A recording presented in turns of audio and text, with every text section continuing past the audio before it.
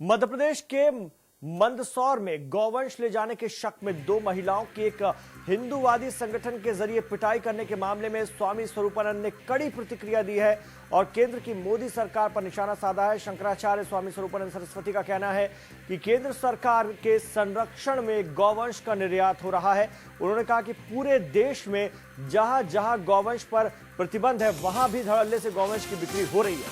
शंकराचार्य ने कहा कि केंद्र सरकार को जल्द से जल्द गौ हत्या पर रोक लगानी चाहिए।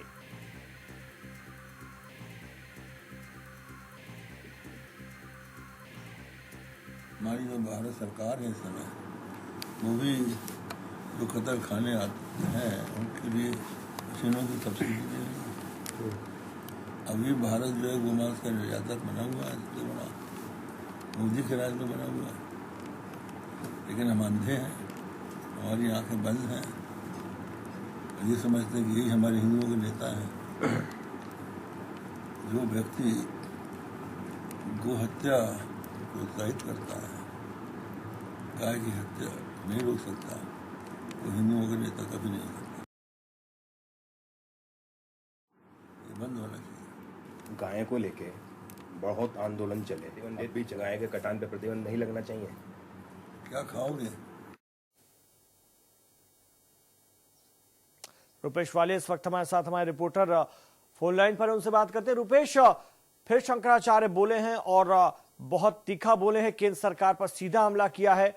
वो केंद्र सरकार जो बीजेपी की है, जिसका एजेंडा रहा है और वो हमेशा इस मुद्दे को लेकर के आक्रामक रही है। ऐसे में शंकराचार्य का बड़ा सवाल कि क्या भारत से गौवंश का निर्यात रुका, क्या गौमांस का निर्यात रुका, क्या गौवध नहीं हो रहा है, क्या स्लाटर हाउस नहीं चल रहे हैं? यह अपने आप में बड़ा सवाल है।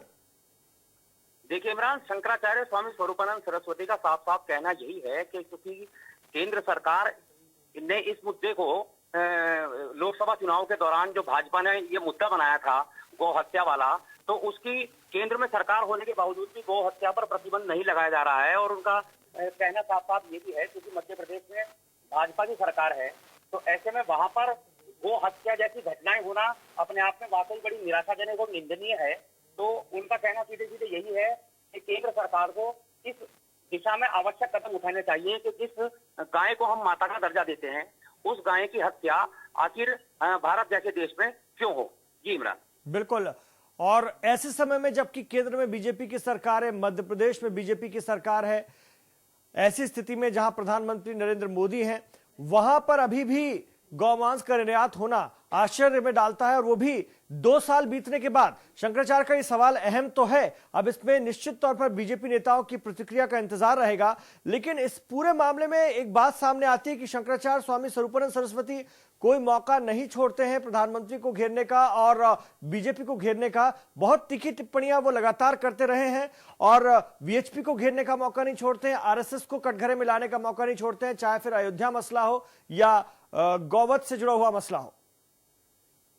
देखिए इमरान, बिल्कुल आपका ठीक कहना है कि यदि शंकराचार्य स्वामी स्वरूपानंद सरस्वती के बयानों की बात की जाए तो जब से केंद्र में भाजपा की सरकार आई है तब से वो कोई भी मौका ऐसा नहीं छोड़ते हैं जिसमें केंद्र सरकार को कटघरे में खड़ा किया जा सके। तो इस वजह से तो स्वामी शंकराचार्य स्वरूपानंद का मत स्पष्ट है। उनका साफ साफ कहना यही रहता है कि वो किसी भी प्रकार का कोई राजनीतिक बयान नहीं देते हैं, क्योंकि वे शंकराचार्य के महत्वपूर्ण पद पर आसीन है। तो इसी लिहाज से वो हर उनकी बात जो निकलती है उनके मुंह से, वो चूंकि पूरे सनातन धर्म के लिए होती है, हिंदू धर्म के लिए होती है, तो ऐसे में चूंकि हिंदू धर्म उन्हें मानता है तो इसलिए वो हिंदू धर्म के उत्थान के लिए कार्य करते हैं। किसी प्रकार का राजनीतिक कोई द्वेष किसी से नहीं है, चाहे वो भाजपा हो चाहे कांग्रेस हो। हालांकि उन्हें कांग्रेस मानसिकता का संत अवश्य कहा जाता है, बावजूद इसके उनका केंद्र सरकार के विषय में यही कहना है कि केंद्र में चूंकि केंद्र में भी भाजपा की सरकार है और मध्य प्रदेश में भी भाजपा की सरकार है, तो ऐसे में